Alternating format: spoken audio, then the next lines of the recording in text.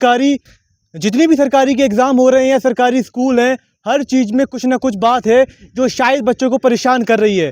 और आज मैं उसी की बात करने वाला हूँ, सरकारी स्कूल के बारे में। सरकारी स्कूल में 2 साल पहले आया था रेप के केसेस नाबालिग बलात्कार बच्चों के, जिनकी उम्र 16 साल की भी नहीं होगी, उससे भी कम के केसेस सामने आए हैं, जहाँ पर जाने कितने बच्चों के साथ रेप हुआ है। और ये बहुत ही शर्मनाक बात है हमारे लिए। और साथ ही में अगर बात करें खाना की डिफिशियंसी, जितना पैसा सरकार द्वारा भेजा जाता है उसका आधा भी पैसा वहाँ पर नहीं लग पाता है। तो आप ये समझ सकते हो कि सरकारी स्कूल में वहाँ पे गलत जो हरकतें भी हो रही हैं और वहाँ पे खाना के में भी कॉम्प्रोमाइज़ हुआ जा रहा है। हर चीज़ में कुछ ना कुछ बुराई आपको देखने को मिल सकती है। और चाहे अगर बात करो आप टीचर की, सरकारी जो टीचर हैं हर बार बच्चों से कह देते हैं झाड़ू लगाइए, पोछा लगाइए।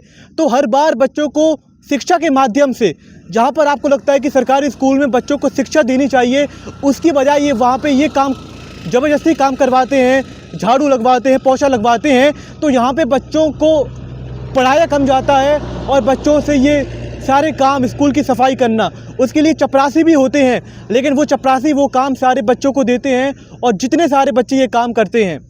फ़ीस वहाँ पे कम लगती है, इसलिए इसी का फ़ायदा उठाया जाता है कि जब सरकारी में फ़ीस कम लगती है तो बच्चों को क्यों पढ़ाया जाए। बच्चों के भविष्य को साफ साफ दांव पर लगाया जाता है, उनके भविष्य को अंधकार में डाला जाता है, उनके भविष्य को ये लोग दांव पे लगाकर खेलते हैं। और हमारे जो आने वाला भारत का जो भविष्य है, उनको इन सरकारी स्कूलों ने पूरा बर्बाद करके रख दिया है। ना वहाँ पर खाने की व्यवस्था सही से है, दूध में पानी डालते हैं, ना सही से वहाँ पर बैठने की जगह है, ना सही से पढ़ाई होती है। तो जब ये हरकतें या फिर ये सारी चीज़ें और ऊपर से ये गलत काम जो रेप के मैंने आपको बताया पहले, रेप के माध्यम से और सारे काम, जितनी भी सारी चीज़ें हो रही हैं, ये सब बता रही हैं कि भारत में कितनी शिक्षा के माध्यम में आपको समझाने की ज़रूरत है इन सारे टीचर को खिलाफ, इन सारे प्रिंसिपल के खिलाफ। और ये जो सिस्टम है, इनके खिलाफ कार्रवाई करनी पड़ेगी और कार्रवाई करनी चाहिए।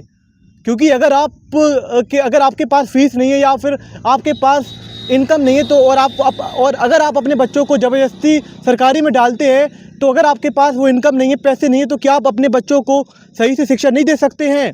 और यही से सारा खेल हो चुका है। बच्चों का भविष्य अंधकार में है।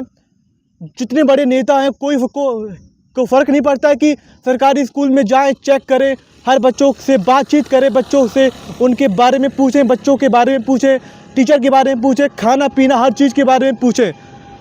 तो शायद ही बच्चों का भविष्य ही अंधकार में है, तो जब ही आपका भारत देश भी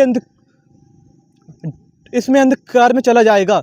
तो ये समझने की ज़रूरत है सरकार को, और ये समझने की ज़रूरत है सभी कर्मचारियों को, टीचर्स को और साथ में प्रिंसिपल को, कि सरकारी में कुछ वो सुविधा फैसिलिटीज़ लाई जाए ताकि सरकारी की जो बच्चे हैं उनका भविष्य दांव पर ना लगे और एक वो सही राह में चलें, ताकि जो हमारा आने वाला भविष्य भारत का है उनको एक नई सीख मिले और कुछ आगे कर पाएँ।